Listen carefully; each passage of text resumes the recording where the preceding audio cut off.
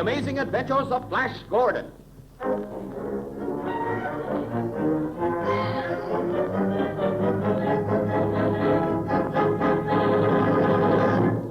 Grove's Emulsified Nose Drops bring to your radios the further interplanetary adventures of Flash Gordon. It is the same daring and resourceful Flash Gordon whose exploits have held you spellbound in the newspapers. Now through your loudspeaker every Monday, Tuesday, Wednesday, and Thursday at this same time, travel with Flash Gordon, Dale Arden, and Dr. Zarkov to the lost continent of Atlantis on the ocean's floor. Failing in an attempt to escape from the land of Titans, when it is invaded by King Torok of the Iron Kingdom, Flash Gordon and Grego are sentenced to death in a pit of molten iron. The Empress Loana of the Titans so far has escaped capture, but Flash and Grego are led to the pit of molten iron, forced to mount a scaffold, and placed in chains preparatory to being executed. What will be their fate? What possible escape is open now to Flash Gordon, Emperor of Atlantis, and his loyal friend, Commander Grego? In a moment, we will have the answers to these questions. Boys and girls, Flash Gordon wishes to acknowledge the hundreds of letters he's been receiving from his boy and girl friends. He's always pleased to get these letters and will answer them all. He is particularly pleased with the great number of children who have induced their mothers to let them try Grove's Emulsified Nose Drops. Many mothers have written to him, too, to tell him how much more satisfactory they've found Grove's Emulsified Nose Drops for grown-ups' use as well as children's. If perchance you have not yet called these nose drops to the attention of your mother, you will do Flash Gordon a great favor if you do so at once. You can be sure you'll like Grove's Emulsified Nose Drops. You can be sure, too, that Mother will appreciate their superiority. Suppose you speak of them to Mother tonight.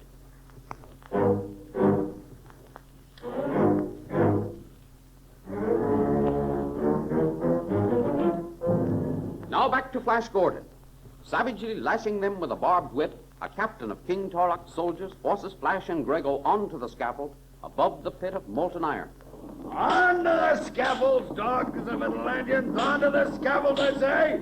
If I could get my hands free for 1 second, I'd toss you bodily down into that molten iron. Oh, you would? Well, It's no use, Flash. We've got to die. There's no possible escape now. oh, soldiers, the chains, quickly! Chain their legs, their arms. Come on, look alive. Get on with it, will you? Let's get it over with. The armies of Atlantis will revenge us for this. I promise you. Silence there! I'll raise them into the air with a bullet. Swing them out over the bed of molten iron. Grego! Grego, what was that? I don't know, Flash. There it is again. Another explosion, Grego. The Flash! I see them now. I see them coming. Look up there, the rocket ships of Atlantis. They're swooping down upon the city, bombing King Torok's armies with destructo grenades. Good for them. Thank heaven they arrived in time. Here they come. Here they come.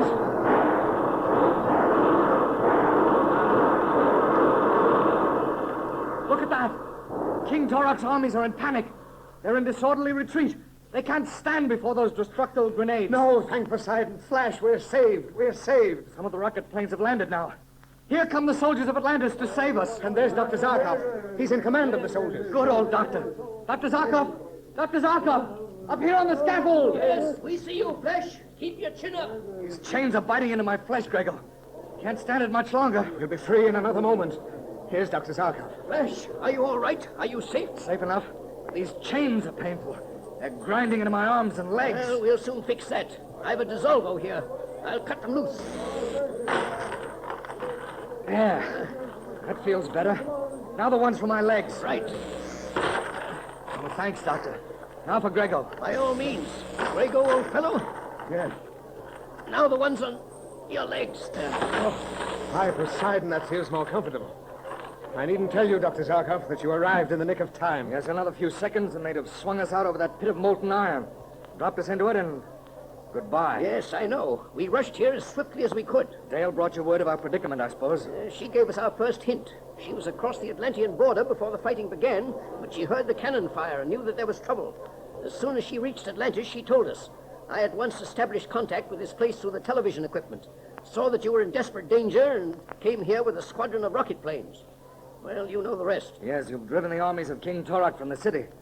Now we've got to find the Empress Luana and tell her our empire is saved. Wait, here comes a soldier with a message. Your Imperial Majesty, Yes, soldier, what is it? we have the honor to report to Your Imperial Majesty that the armies of King Torak have been driven from the city. You've done well. Convey my compliments and gratitude to your officers. Your Imperial Majesty, Was there something further? a small detachment of the enemy, commanded by King Torak himself, has barricaded itself in the left wing of the palace. We desire Your Imperial Majesty's consent to drive them out with destructo bombs. Torak and some of his men have taken refuge in the left wing of the palace, eh? No. Tell your officers to withhold their destructo fire. But, Flash, you don't mean... I mean that you and I have a personal score to settle with King Torak.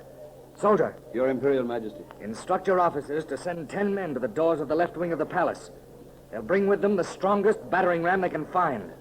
Grego, you and I will accompany them, and when the doors are battered down, we're going in there and bring King Torak out by the heels, dead or alive.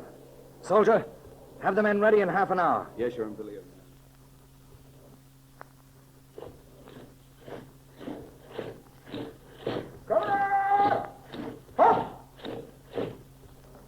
I'll take command now, Captain.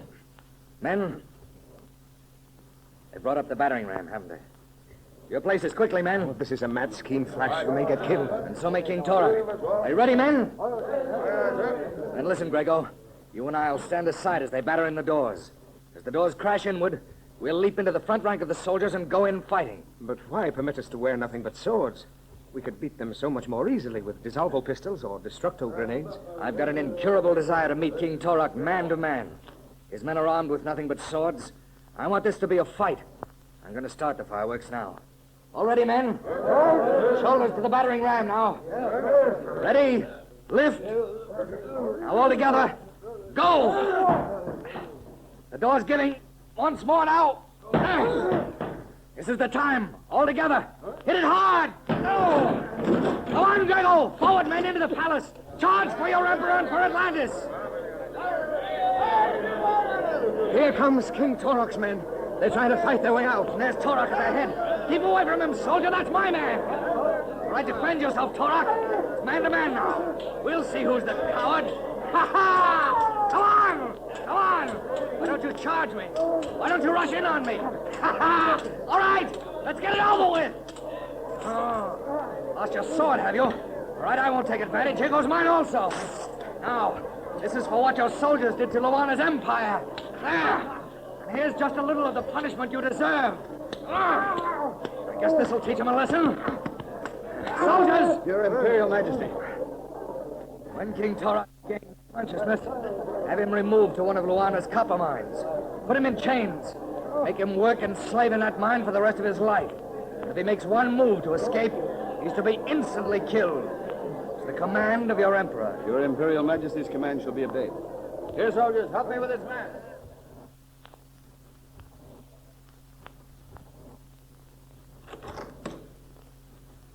Well, the rocket planes are waiting, Flash. They're ready for the return trip to Atlantis. Very well, Grego. I'll be ready in just a moment. What are you doing? I'm writing some orders.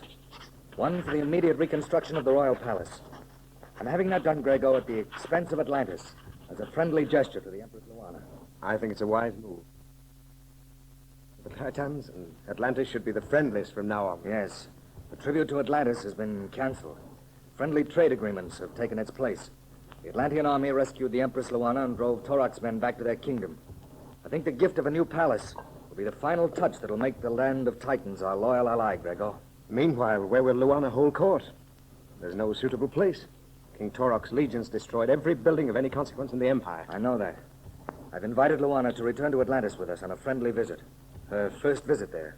To remain until her own palace is ready for her occupancy. An excellent idea. Where is Luana now? She's resting. Her servants are packing her belongings for the trip to Atlantis. The soldiers said they found her hiding in the stables, where we left her. She was terrified at the bombing by the rocket planes. Yes. The poor creature thought it was some new and dreadful enemy. Well, these orders are all signed now. If you're ready, we'll hunt up Luana, board the rocket ships, and get back to Atlantis. And personally, I'll be very glad to get back there. And I. Frankly, I'd never expected to see home again. Well, I guess our troubles are over now. Come on, Grego, let's get going.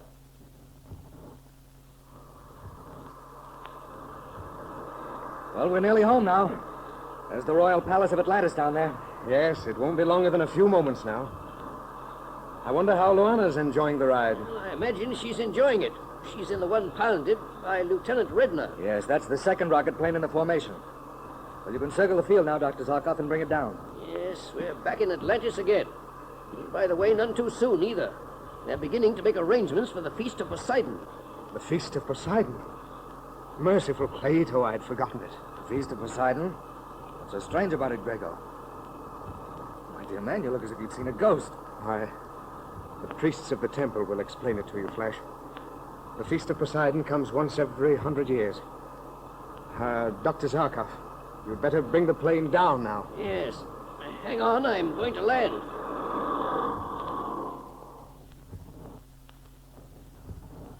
Well, Grego, now that we're safely settled back in the palace again, what about this Feast of Poseidon? Why did mention of the feast give you such a terrible start? Flash, I'm afraid it's another of the things about Atlantis you'll find very difficult to understand. You're beginning to frighten me. What's so terrible about this particular celebration? I do not dare explain. The official information will be brought to you by the High Priest. Well, the High Priest of the Temple of Plato. Well, I'll soon find out what all the mystery's about, Grego. You may admit it. Your Imperial Majesty, Your Holiness may enter. Thank you, my son. Blessings of Poseidon and Plato upon you, our Emperor, and upon you, Commander Grego. Poseidon go with you also. On the occasion of this feast, it is required by our religious laws that the Emperor of Atlantis give proof to his subjects that he holds the love of Poseidon in higher regard than friend or loved ones or even life itself. Hold on here. You mean I've got to die as a sacrifice? No, my son. For it is easy to die. It is more difficult to command the death of a loved one.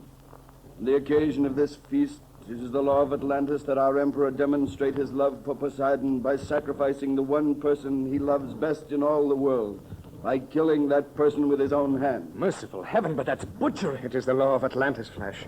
And it means that you must kill either Dr. Zarkov, myself, or Dale Arden. Under the ancient law of Atlantis, Flash Gordon must kill the person he loves best. Dr. Zarkov, Grego, or Dale Arden. How can he decide such a tragic choice?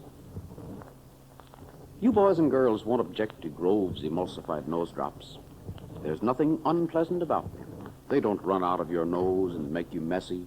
They don't run down the back of your throat and make you sickish. What's more, they don't burn or sting the inside of your nose. They quickly check a head cold and yet do it in a nice way. These nose drops are something brand new and a big improvement on old-fashioned oil drops. Mother is interested in getting results when you have a cold in the head, and she'll get results much faster with Grove's emulsified nose drops. In every section of the country, Grove's emulsified nose drops are selling at an amazing rate. That's because they are better in every way. Tell Mother to procure a bottle at the corner drugstore.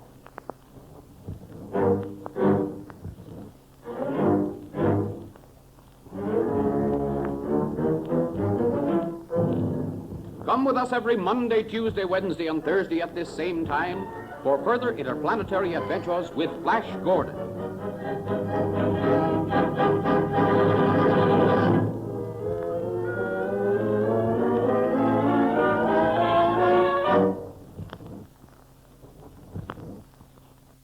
Travel with Flash Gordon, Dale Arden, and Dr. Zarkov to the lost continent of Atlantis on the ocean's floor. Flash, Grego, and the Empress Luana have been rescued by Dr. Zarkov and the rocket plane squadron from the armies of King Torok and have been brought safely back to Atlantis. However, their joy of the rescue is turned quickly to sorrow when the priests of Atlantis inform Flash that the Empire is about to celebrate the feast of the god Poseidon, and that in his position as emperor, he must sacrifice the one person he loves best. This means the death of either Dr. Zarkov, Grego, or Dale Arden. Which of Flash's friends must die? In a moment, we will have the answers to these questions. Here's what boys and girls are saying about Grove's emulsified nose drops. They're the best I've ever tried. They fix a head cold right up, and they don't sting the inside of my nose. Here's what mothers are saying about these nose drops. Grove's emulsified nose drops have certainly solved a great problem for us. These nose drops are not at all objectionable to children, so we can treat a head cold promptly and effectively. Everyone who tries these nose drops just raves about them. They find that they do the work better and do not have any objectionable features. Any child who has not yet called Grove's emulsified nose drops to the attention of his parents should do so at once. It is to every child's interest.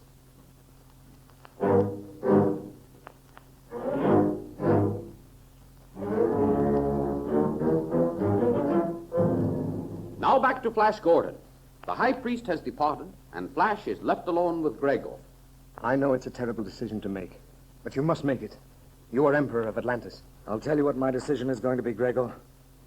I'll not go through with it. I tell you, I won't go through with it. I'm sorry, there's no way out. Oh, yes, there is. Call the Royal Council together tonight. I'm going to abdicate my throne and name you as Emperor in my place. I cannot do that, Flash. You've got to remain on the throne, and you've got to go through with the sacrifice. Don't be absurd, Grego. Of course I don't have to do it. Who's to stop me from abdicating? The law of Atlantis, Flash. The law states that if any emperor attempts to abdicate to avoid making the sacrifice of the person he loves best, that he shall be killed. All right. Let them kill me then. Not only that, but all his friends shall die too. So there's no chance of escape for the one who'd have died if the emperor had not been a coward. A coward? You call it cowardice to refuse to kill my best friend? To refuse means death for all your friends. For all of them? For you? For Dr. Zarkov? Yes, and many more. For Lieutenant Redner, the Empress Luana, and for Dale Arden. But how can I choose, Grego? Which one shall I call to me and say, I'm sorry, but because you're my best friend, I must kill you? It's a dreadful test. A test no one but a man worthy of the name of Emperor could undergo. Your decision must be made tomorrow. It's all so strange, so savage and cruel. I know. Sometimes what is best is most cruel. Now, good night. I'll see you in the morning, when the high priests visit you to learn of your decision. All right. I suppose there's absolutely no way out. None whatever. I'm sorry, Flash. Good night. Good night. My poor friend. Oh, Dr. Zarkov. Dr. Zarkov, wait a moment. Oh, hello, Grego. I've just been with the Emperor. How's Flash feeling? Oh, very despondent. He's just been visited by the high priest. The priest told him of the sacrifice required for the Feast of Poseidon? Yes, he was told. Poor lad. Who will Flash select for the sacrifice, do you think? There's no way of telling. It's a horrible decision to make. Yes, I know. Grego, let's you and I make the decision for him. You and I? But how could we do that? Quite easily, I think. I think the final choice will lie between three persons. Between you, myself, and Dale Arden. Yes. Dale, of course, is a girl, and his affection for her is of a different quality.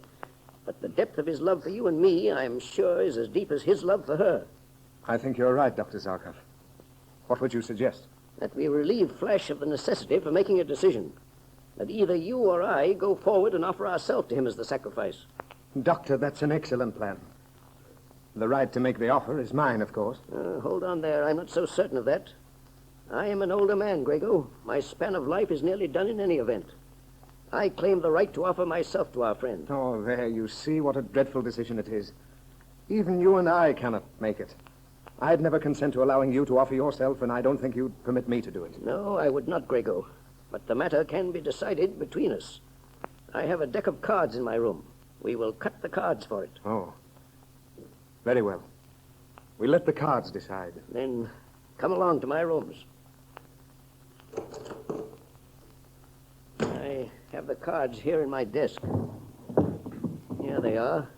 I frequently amuse myself at night by playing solitaire. I've always observed that men with mathematical or scientific minds enjoy matching their wits against themselves in a game of solitaire. We're playing a more deadly game, Doctor. One in which the loser wins and the winner dies. Yes, it's a deadly game with death holding the stakes. We'll let the ace of spades be the fatal card, shall we? Very well. I'll shuffle the cards and you cut them. We'll place the deck face down on the table and start drawing. Yes. We will draw alternate cards until one of us draws the ace of spades. That's agreeable to me. Shuffle the cards. Here, you cut them. All right, we'll draw. Shall I draw first? I'd like that privilege. Very well. The 10 of diamonds. Your draw. All right. The 9 of hearts. Draw, Grego. Yes. The 3 of clubs. By Poseidon. I've drawn it, Grego. I've drawn the ace of spades. It shall be my honor to offer up my life for my friend. Allow me to compliment you on your chivalry and your courage. I wish there were more men in Atlantis like you. Thank you, Grego. Now, if you don't mind, I'd like to be alone. We'll see Flash in the morning and tell him what we've done. Yes, I'll go now. Thank you, Grego. Come in. Well, Flash, my boy. Good morning, Dr. Zarkov. Good morning, Grego. How did you sleep? Not at all. As if I could. I don't imagine any of us slept very much. I know I didn't. Nor I, naturally. What do you mean, naturally? Tell him, Grego. Very well. We knew the horrible decision you were faced with, are still faced with, because you've not decided which of your friends must die, have you? No. I'm not a coward, as you both know. But somehow I haven't the courage to make that decision. We know how you feel, Flash, and we're deeply sorry. That is why we did it. That's why you did what? Dr. Zarkov and I decided to relieve you of the decision by making it for you. By making? What do you mean? What are you talking about? Just this, Flash. We know that you would rather die than select a friend for the sacrifice. Yet we all know there is no escape, no alternative, no hope. Grego and I know that the choice would lie finally between Grego, myself, and Dale. I suppose you're right. Well, we left Dale out of it. She's a woman. She must live. Dr. Zarkov and I drew cards for the honor of making the sacrifice. And Dr. Zarkov won. Grego, do you mean that you're the one to die? I'm sorry to say, no. The winner received the honor of making the sacrifice. It is Dr. Zarkov who must die. Dr. Zarkov, is this true? Yes, it's true. I don't know what to say. What can I say? Dr. Zarkov, we've been through so much together.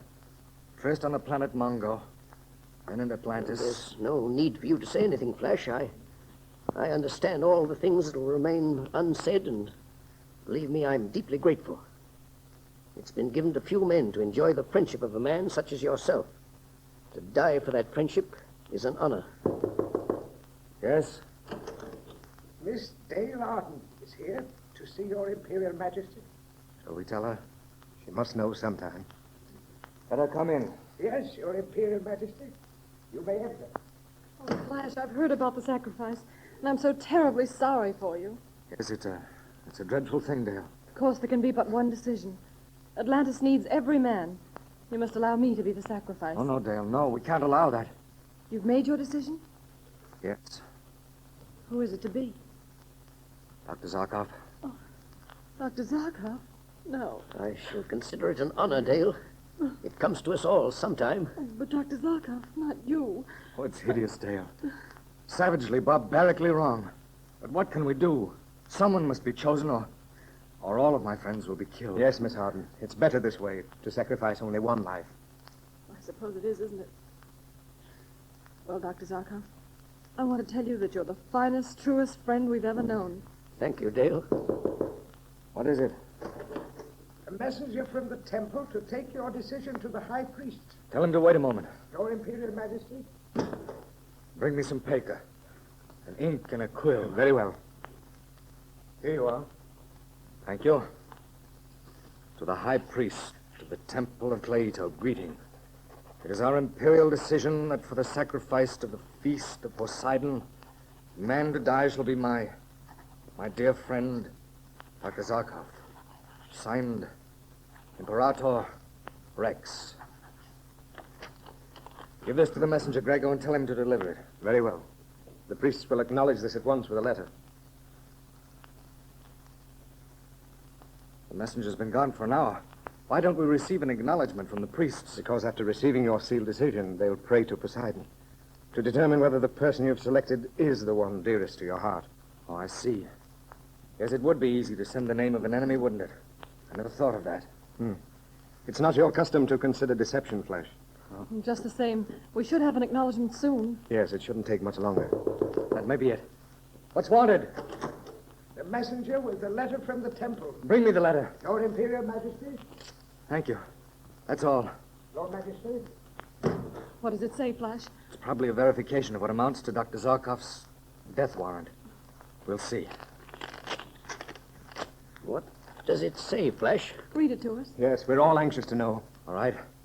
It says, Your Imperial Majesty, we have received your decision, and according to the customs of the temple, we have prayed to Poseidon for guidance. In his great wisdom, Poseidon has appeared to us in a vision, and this is his answer and ours. A mistake has been made. Dr. Zarkov must be spared from the sacrifice. The one to die must be the one most dearly beloved by you truly. And the person to be sacrificed is Dale Arden. So the priests of Poseidon refused to accept the noble sacrifice of Dr. Zarkov and demanded instead the life of Dale Arden. Poor, lovely, loyal Dale. Must she die? Grove's emulsified nose drops will surprise you with the way they look and act. These nose drops are white and creamy. They don't look, taste, or smell like medicine, yet they are highly effective. That's because they are medically superior, because they stay up in the nose. Any child can understand that nose drops that stay up in the nose will do more good than nose drops that run right out. Impress this fact upon Mother, and she will undoubtedly let you try these new-type nose drops when you have a head cold or stuffed head. All drugstores sell Grove's emulsified nose drops, and they're really more economical than the old-fashioned kind because you get more for your money and because you can use less. Ask Mother to get a bottle today.